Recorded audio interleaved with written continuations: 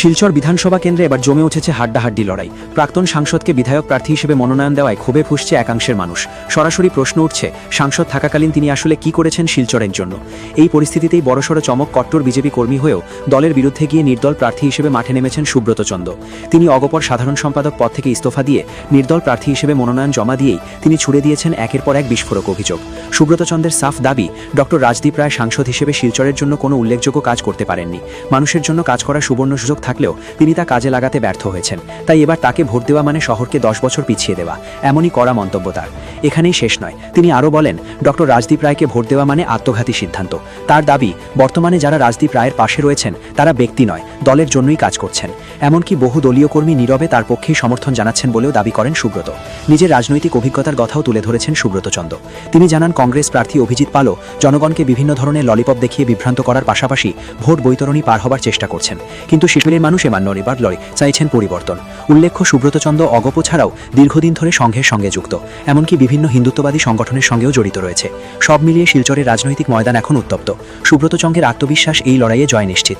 এবার দেখার শিলচরের মানুষ কাকে বেছে নেয়। আজকে ভারতীয় জনতা পার্টির প্রাক্তন সংসদকে আবার বিধায়ক হিসাবে সিলেকশন করেছেন, সেটা মোটেও ঠিক হয়নি। সমস্ত শিলচরবাসী বলছেন, এখন সংসদকালে কি করেছেন এটা সবেরই জানা। সেই জন্য উনি আমাদের কাছে পছন্দ নন। আর আমি কট্টর বিজেপির সমর্থক। সেই জন্য আমি এই সিস্টেমের এগেনস্টে, বিজেপির যে এই সিস্টেমটা, যে আজকে যাকে তাকে আপনি বসিয়ে দেবেন, কেন উনি নিজের থেকে বলেছেন, এটা আমার বক্তব্য নয়, উনি নিজে থেকে বলেছেন উনি ইচ্ছুক নন এই যে রাজ্যের রাজনীতিকে। আমি এটা আগের থেকে অনুভব করেছিলাম, সেই জন্য আমি নিজেই খারাপ প্রতিদ্বন্দ্বিতা নেমেছি। ওনার পাড়াতে গিয়ে জিজ্ঞেস করলে আপনি আমার থেকে বেশি একদম অনুভব করতে পারবেন। ওনার কোনো অ্যাক্টিভিটি ছিল না আমাদের এজ এ সংসদ হিসাবে, কারণ সংসদটা কিন্তু অনেক বড় কথা। ওনার জন্য একটা সুবর্ণ সুযোগ ছিল যে আমাদের শিলচরের জন্য বহুত কিছু করার। সেই জন্য আমি দাঁড়িয়েছি যে ওনার দ্বারা হবে না। আর উনি পক্ষান্তরে স্বীকারও করেছেন উনি রাজ্যের রাজনীতিতে সক্রিয় ভূমিকা নিতে পারবেন না।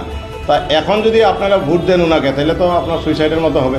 আজকে যদি রাজীব দাকে আবার দেন, তাহলে আমাদের শিলচর নিশ্চয়ই মিনিমাম 10 বছর পিছনে যাবে। গত 5 বছরে আমরা শিলচরবাসীর সুযোগ দিয়েছেন, ওনার দ্বারা হবে না। সেই জন্য আমি প্রতিদ্বন্দ্বিতা দিয়েছি এবং ওনার এগেনস্ট করেছি। বিজেপির যারা ভাইয়েরা আছে, মা বোনরা আছে, ওনারা আমাকে দিবেন, আমি আশাবাদী।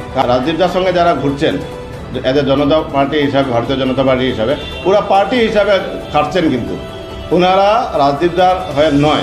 না, নিশ্চয়ই দেবে না, নিশ্চয়ই দেবে না।